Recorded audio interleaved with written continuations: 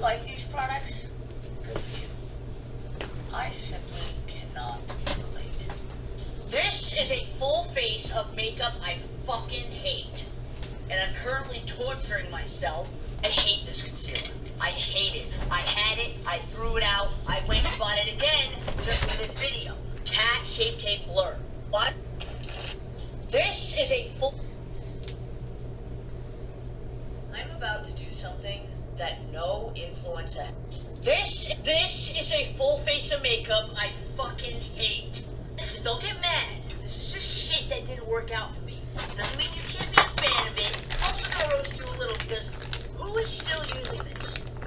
This product should not exist anymore. What about this one? The Benefit Professional, the unnecessary, and they don't even work that well. They're made with dimethicone and polymers, which is in your foundations, your concealers, your powders, your skincare. You don't need this. I literally can't stand the texture of this. Yeah, ugh. Yeah, you can tell that this has been sitting on the shelf for a while. That's disgusting. I just bought this for the video. Don't need those primers. Trust me. This one is gonna stir the pot, and I went back and forth on it for a while.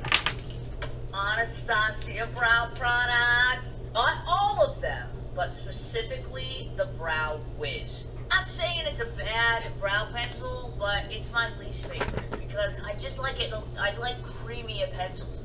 And I don't like this brow gel. I don't like the wand on this. It's not as user-friendly as you would think.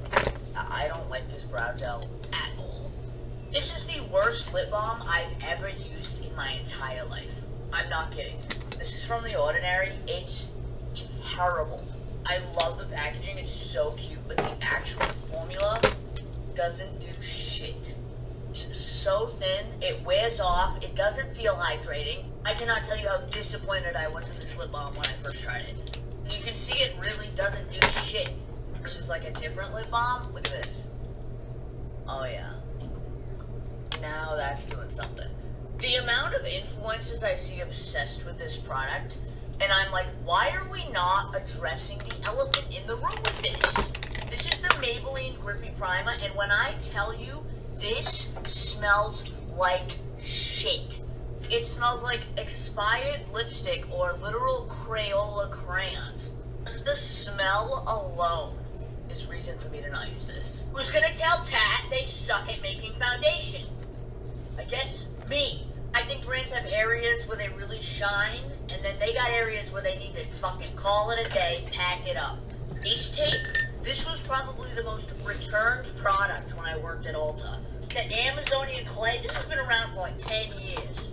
I'm like, when is enough enough? Which one should I torture myself with? I'm gonna do this one, it's been a minute.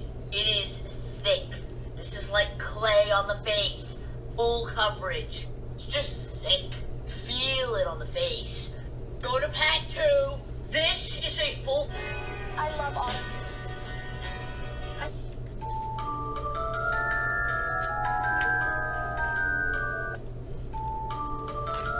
To show you something slightly disturbing, I just finished unboxing my PI that I got this week.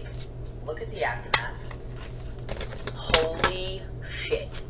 It looks like I'm ready to be on. We are opening the over 200 packages I received this week. This is heavy. Glossy like made their own body mists, but this literally looks like blur. In my opinion, this is from a brand called Cult of Coquette. Boxing is very shoe heavy. There's a lot of shoes. These are gorgeous. Oh my god. This is a literal babby shoe. I am gagged over these. These are sick. Like, the color is so pretty. I've been filming this video for 3 hours. These are sick. I love this. I am gonna need another closet at this point. Oh, these are really nice. Wow, for fall, even like with the outfit I have on right now, these would look really cute. Ooh, another package from Sol de Janeiro. This is number 39. This is another heavy one. Ooh, another skincare brand that I am obsessed with, Sungoon Editor. Oh, also love their sheet masks. Package from Scrandy Beauty. That's my face. Spicy Sauce Extreme Lip Plumper. This is very creative. I gotta give it to you. I got to give it to you. New shade is coming soon. Mystery flavor. Ulla Henriksen Pout Preserve Mystery Flavor.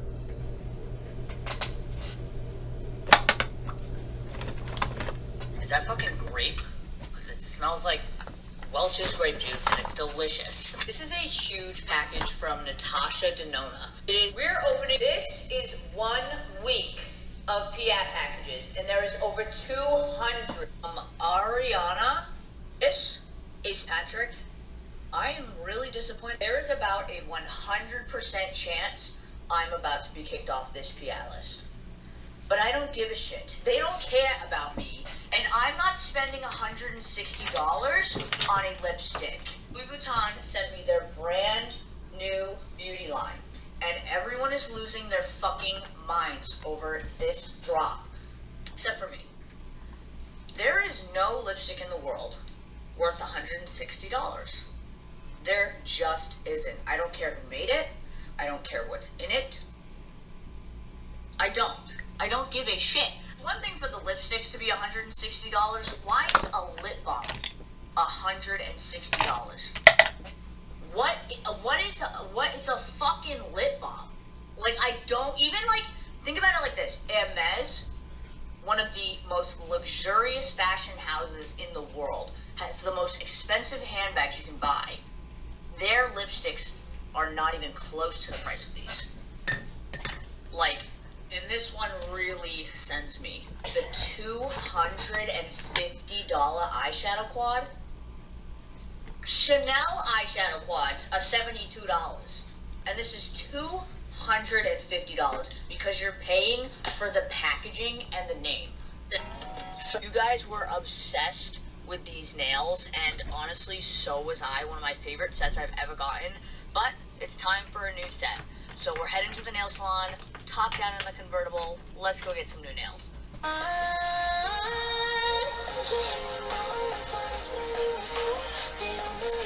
Majesty, Polo is exhausted because Majesty, only Polo, gonna take this and give you a princess. Majesty, Polo is exhausted because Majesty. If you have clear skin, just keep scrolling. No, keep scrolling. No, I'm serious. We'll wait. Paper food haul. I'ma buy no cement. Let her ride in the forest with me. Oh shit, For acne is not something to be ashamed of, but I'm going to show you how to so flawlessly cover it that people won't even know you have it. I have very acne-prone skin, and for most of my life, I had severe acne. I kid you not, because of makeup, I went most of my life with people having no idea I had acne. Like, I literally wrote this blog post in 2020, essentially revealing my acne to the world because people had no idea that I had severe acne. That is the power of makeup, and I'm going to show you exactly how I did it. Usually my skin is pretty good, but sometimes I get these flare-ups. This routine does not matter what skin type you have. I'm going to start with the Medicube Zero Pore Pads. Super gentle pore pad, has AHAs and BHAs, really good if you have oily skin. Choose the bundle plan.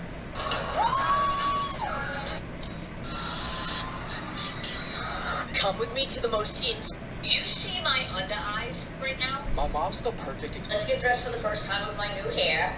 Whatever. The blondes have more fun because the bleach is in their head. Let's talk about it.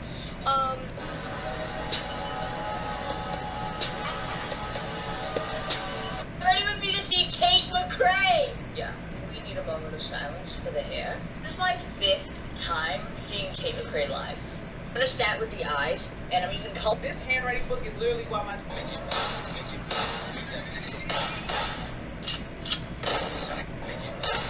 I have had black hair for well over 10 years. This is the last time you're ever gonna see me with black hair. Get ready with me to get rid of my black hair. I already know what you're thinking. Michaela, we've been through this before. I have had black hair for well over 10 years. And after today, I literally will not have black hair anymore. I started dyeing my hair black in middle school, and when I tell you my black hair has become my personality, by the way, I have self-tan on. I'm in a growth phase of my life, and This is a change that I am ready for and actually extremely excited about. And I'm not going to tell you exactly what I'm doing, but obviously to get rid of black hair, there will be bleach. It is going to be so beyond different than what I have now. Essentially, having 10 years of the same color, I'm just done with it. I am ready to be done. At the end of the day, it's just hair. I think the new color is going to really suit me. As many of you saw yesterday, I was in the hospital. Honestly, my body just decided to essentially give up on me. I've been traveling so much.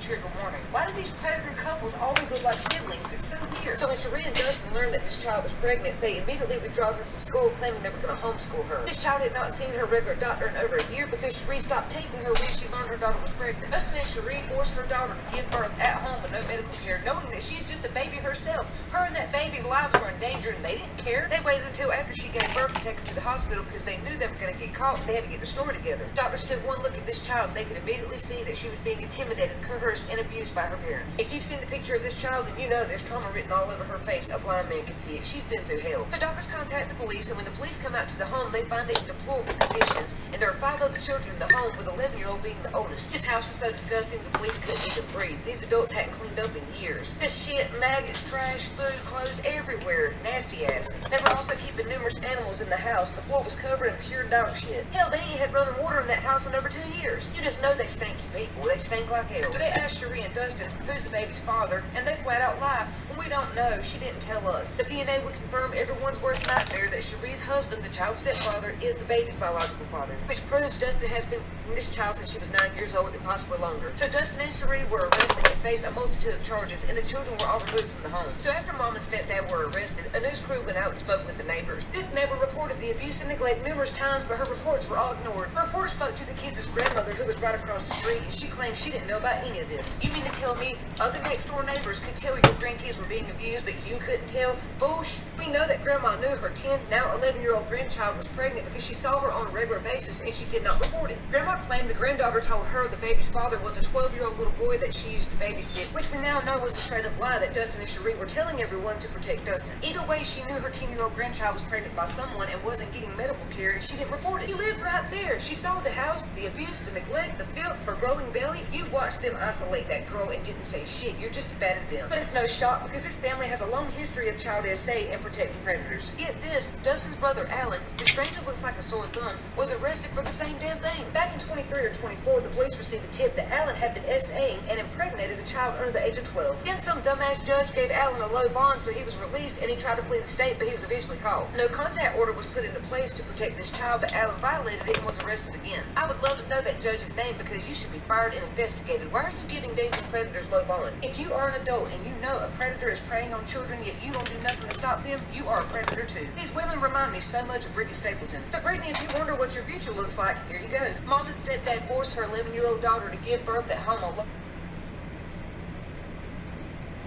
His new wife went missing, but he didn't call the police. What really happened to a teen child? Obviously, there's an age gap between Mike and his wife, a teen. He was in his 40s, and she was in her early 20s when they got married, and then he moved her from Indonesia back to Washburn, Maine. So a teen who was very close with her family back in Indonesia stayed in close contact with him. They called, texted, emailed, and FaceTime every day. The last the teen's sister heard from her was in August of 2021 when a teen told her sister she wanted to look for jobs. But soon after that, a teen's family became very concerned when she didn't answer the phone, texts, emails, FaceTimes, or calls. Nothing. So her family started calling Mike, and when he finally answers, he claims that him and the teen got to a big argument and she just took off. And Mike told him he had not called the police or filed a missing person report for her, which makes him look very suspicious. So a couple months goes by when a teen's family finally get Mike back on the phone where he admits he has still not reported his wife missing, so the family threatens to come do it themselves, and that's when he finally decides to walk his nasty ass up to the police department and report his wife missing. The former Sergeant Chandler Cole was sent out to speak with Mike, and my god, that sergeant has his own villain story. The very police officer who was supposed to be investigating a teen's case was charged and convicted for falsifying and tampering with evidence in another missing persons case. We'll talk more about that in just a minute. So Mike tells Sergeant Cole that a teen is now working on a cruise ship that he doesn't know the name, and they don't investigate further. Meanwhile, he writes a letter to a teen's father claiming that she had a mental breakdown, was hysterical, and just ran off. He also told others that a teen was only after a green card and card and had run off with another man. But we all know that's not true because the teen did not have an ID,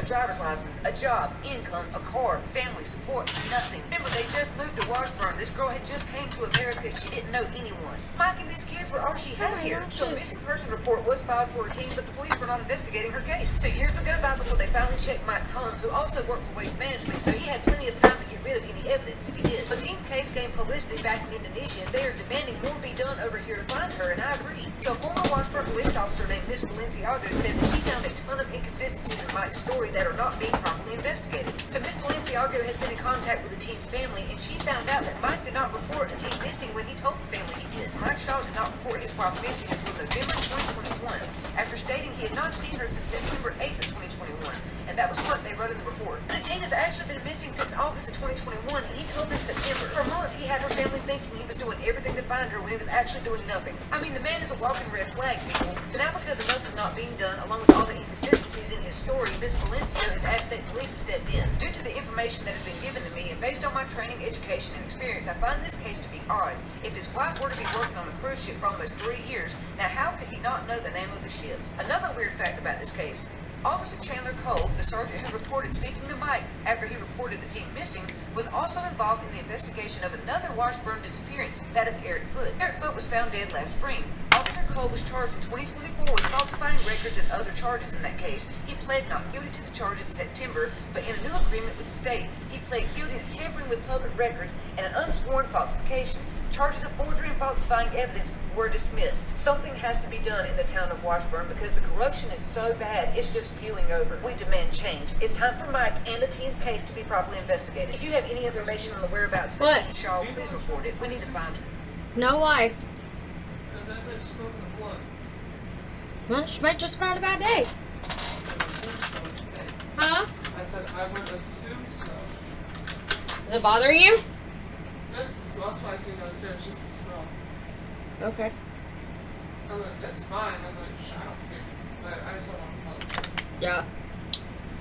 His new wife went missing, but he didn't call the police. What really happened to a Teen Shaw? Obviously, there's an age gap between Mike and his wife, a teen. He was in his 40s, and she was in her early 20s when they got married, and then he moved her from Indonesia back to Washburn, Maine. So a teen who was very close with her family back in Indonesia stayed in close contact with them. They called, texted, emailed, and FaceTime every day. The last the teen's sister heard from her was in August of 2021 when a teen told her sister she wanted to look for jobs. But soon after that, a teen's family became very concerned when she didn't answer the phone, text, emails, FaceTime for calls. Nothing. So her family starts calling Mike, and when he finally answers, he claims that him and a teen got to a big argument and she just took off. And Mike told them he had not called the police or filed a missing person report for her, which makes him look very suspicious. So a couple months goes by when a teen's family finally get Mike back on the phone where he admits he is still not reporting his wife missing. So the family threatens to come do it themselves, and that's when he finally decides to walk his nasty ass up to the police department and report his wife missing. The former Sergeant Chandler Cole was sent out to speak with Mike, and my God, that sergeant has his own villain story. The very police officer who was supposed to be investigating a teen's case was charged and convicted for falsifying and tampering with evidence in another missing person's case. We'll talk more about that in just a minute. So Mike tells Sergeant Cole that a teen is now working on a cruise ship that he doesn't know the name, and they don't investigate further. Meanwhile, he writes a letter to a teen's father claiming that she had a mental breakdown, was hysterical, and just ran off. He also told others that a teen was only after a green card and had run off with another man. But we all know that's not true because the teen did not have an ID, a driver's license.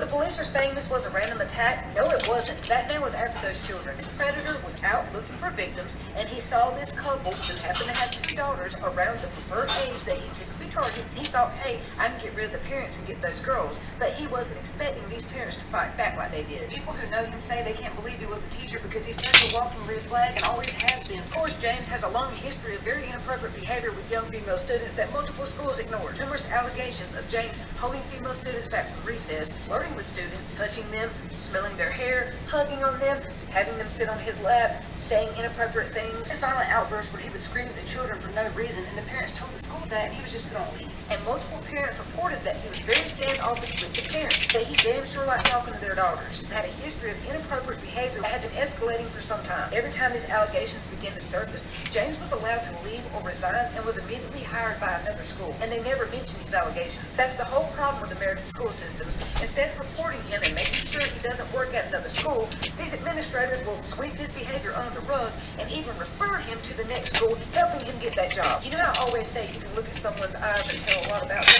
Pictures alone tell a story. From his dating profile to his mugshot. Look at his class ID. His dating profile pictures look so unhinged that people were making Facebook posts about him and sharing it with their friends. You mean to tell me that everyone who runs into him says he's a walking red flag? The school administrators at 4 different schools didn't notice? Bull crap. It's blaringly obvious. I want to know who every single school administrator was that gave this man a job interview and thought, hey, he'll be a great addition to our team. Let's hire him on. Let's take a moment of silence for Clint and Christy, the valiant parents who fought to protect their children and save their girls' lives. I want them to be remembered for that. The police are saying this was a random attack. No, it wasn't. That man was after those children. This predator was out. The police are saying this was a random attack. No, it wasn't. That man was after those children. Adoption agencies are doing runway shows to get kids adopted out, and they even have commercials. So I'm sitting here watching TV when this commercial pops up about kids who want to be adopted, and they have a group of adults sitting in a room as these teenagers walk up and down like a runway. If they're interested in a child, they write their name down and talk to that child after all the other kids have gone up. That was weird enough, but it was what the kids were saying to the crowd that really caught my attention. This one girl walks up holding a backpack on her shoulder and says, I make good grades, I love school, I'll cook, clean, do chores, I love siblings, I'll babysit, I'm no trouble at all. Then a boy walks up holding a skateboard and says, I like to skate, I don't mind working on a farm, I love animals, I'll chop wood, I cook, I clean, I just want to be adopted and have a family. It felt like they were doing a job application, naming off all the things they would do for these adults if they adopted them. And the adults in the crowd were allowed to ask the children questions like, are you religious? Do you enjoy going to church? Do you like school? And when it came down to what society deems as unattractive, nobody was writing their names down. Nobody was interested in talking to them. It was obvious people were going by appearance. When it was time to talk to the children one-on-one,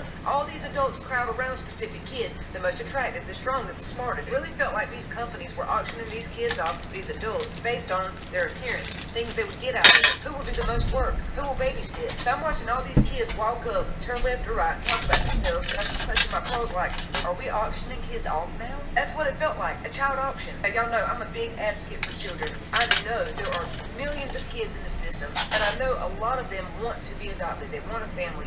But I feel like this isn't going about it the right way. You can't mix auction and adoption because a lot of these adults, they're adopting these kids for the wrong reasons. And you just know these shows are full of predators and abusers because they can get their hands on these kids a lot easier. These kids are easy targets for them. The more digging I do, the more I realize there's so much corruption within these agencies. A lot of these situations are not working out. These kids are having things held over their head by the adoptive parents like, oh, we're going to kick you out if you don't do this. So either they get stuck being abused or they run away. And apparently it's not illegal to show kids off like this because they have commercials, articles, and news interviews of them doing it. I've seen it 2 or 3 times now on TV. Everything about this did not feel right to me. It didn't look right to me. I don't know. Y'all let me know in the comments. Does this feel right to you? Adoption agencies are doing runway shows to get kids adopted out, and they even have hospitals are saying that people are dead, but they're waking up before having their organs removed. Trigger warning. Another case in Kentucky has sparked a federal investigation. A Kentucky family's nightmare is leading to major changes in the nation's organ transplant system. Donna Gore has spent years caring for her brother, T.J. Hoover, but what happened to him in 2021 still haunts her. Her brother was admitted to Baptist Health's emergency room after an overdose. He remained unresponsive for 2 days, and his family agreed to honor his wishes and donate his organs. But just as he was being prepped for surgery, unthinkable happened. He woke up.